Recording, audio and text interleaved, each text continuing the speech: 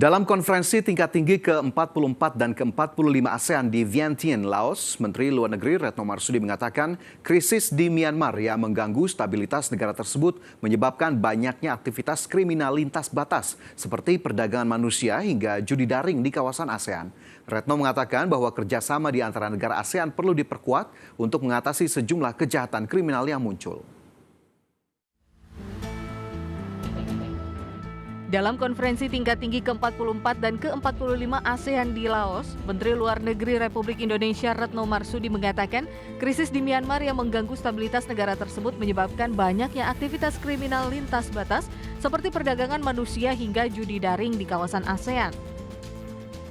Retno mengatakan bahwa kerjasama di antara negara ASEAN perlu diperkuat untuk mengatasi sejumlah kejahatan kriminal yang muncul seperti perdagangan manusia, judi daring hingga kejahatan scam daring. Indonesia pun menjalin kerjasama bilateral dengan Kamboja, Myanmar, dan Filipina untuk menangani kejahatan lintas batas, terutama yang berkaitan dengan teknologi.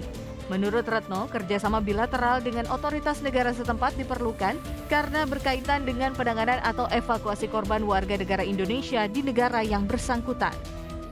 Adalah kekhawatiran transnational organized crime, online scamming, judol, itu menjadi concern hampir semua negara, dan concern ini disampaikan di dalam konteks Myanmar. Jadi Myanmar yang tidak stabil menyebabkan banyaknya aktivitas yang terkait dengan kriminal yang sifatnya lintas batas. Oleh karena itu kerjasama di antara negara-negara ASEAN perlu diperkuat. Selain kerjasama bilateral, pemimpin negara ASEAN juga menyepakati deklarasi saat keketuaan Indonesia tahun 2023. Deklarasi tersebut menekankan kerjasama penanganan kejahatan lintas batas mengingat korban yang tidak hanya berasal dari Indonesia, tetapi juga dari negara anggota ASEAN. Tim Liputan IDX Channel.